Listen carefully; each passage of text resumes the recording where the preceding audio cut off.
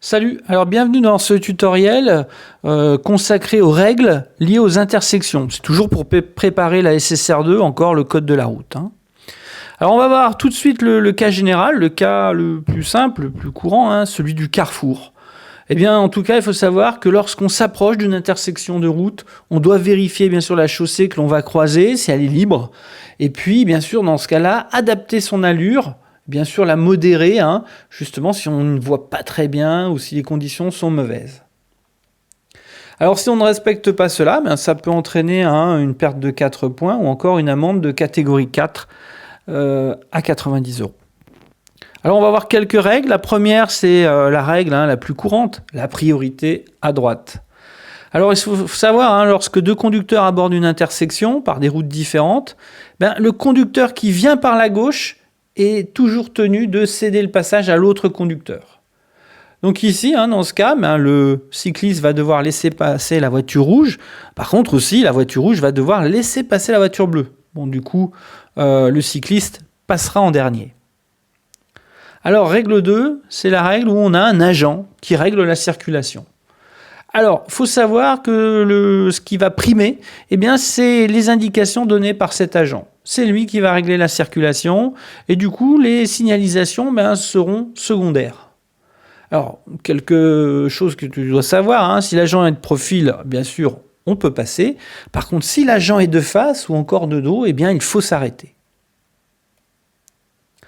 Alors maintenant, règle numéro 3, les feux de signalisation. Alors le feu rouge, interdiction de franchir la ligne d'effet du signal. Le feu orange, alors c'est l'interdiction de franchir la ligne d'effet du signal. Bien sûr, ça peut être toléré seulement si le conducteur ne peut pas s'arrêter dans des conditions, on va dire, de sécurité suffisantes. Bon, le feu vert, c'est connu, autorisation de passer la ligne d'effet du signal. Alors attention cependant, il y a quand même des cas particuliers, notamment lorsqu'il y a des petits embouteillages ou lorsque la route est beaucoup encombrée. On ne doit pas s'engager si l'intersection est encombrée. Ou encore si on risque d'être bloqué lors du prochain changement de l'état du feu.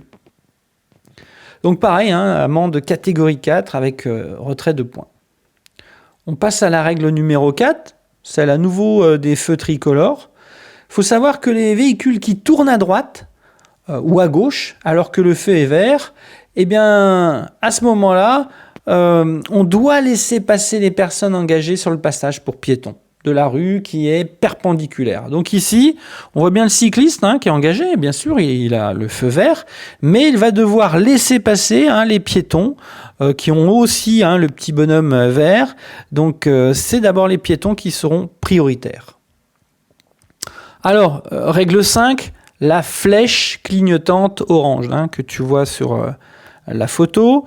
Alors, les usagers, ça veut dire qu'ils peuvent tourner à droite, mais ils doivent céder le passage aux personnes engagées sur le passage pour piétons. C'est comme un petit peu la règle numéro 4 avant. Mais aussi aux véhicules débouchant de la gauche. Alors, règle 6, c'est le panneau lié au céder le passage. Alors à ce type d'intersection, tout conducteur doit céder le passage aux usagers venant de gauche ou de droite. Alors attention, c'est aussi bien la gauche que de la droite. Ça provoque souvent quelques accidents. Alors la règle 7, le stop, bien connu, vous reconnaissez, tu reconnais le panneau. Un stop, il faut savoir que tout conducteur, il doit marquer un temps d'arrêt à la limite de la chaussée abordée. C'est-à-dire au niveau de la ligne blanche. Et bien sûr, céder le passage aux véhicules qui circulent, donc comme ici la voiture rouge, tous les véhicules qui se trouvent sur l'autre route. Et on s'engage uniquement lorsqu'on est certain, lorsqu'on est bien assuré qu'on peut le faire sans danger. Alors, règle numéro 8, la règle du rond-point.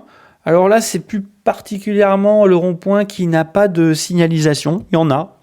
Alors dans ce type de carrefour, justement sans signalisation, c'est la règle de la priorité à droite, dont j'ai parlé juste avant, qui va s'appliquer. Donc ici, le cycliste, il n'a pas la priorité, il va devoir laisser passer la voiture verte. Alors, on va partir maintenant sur la règle 9, le carrefour à sens giratoire.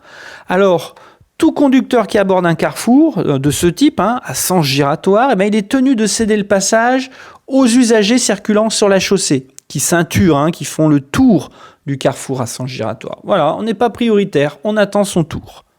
Bien sûr, on le fait aussi dans le sens donné par la flèche bleue ici sur la photo.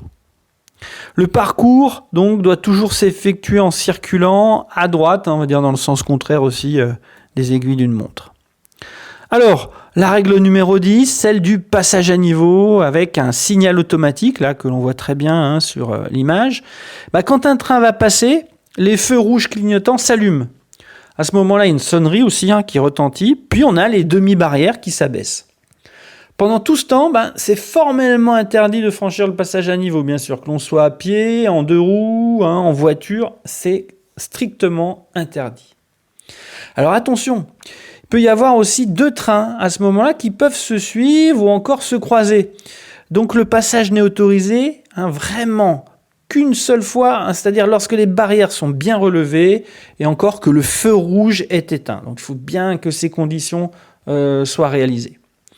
Alors, bien que clignotant, ce feu rouge signifie de façon l'arrêt absolu.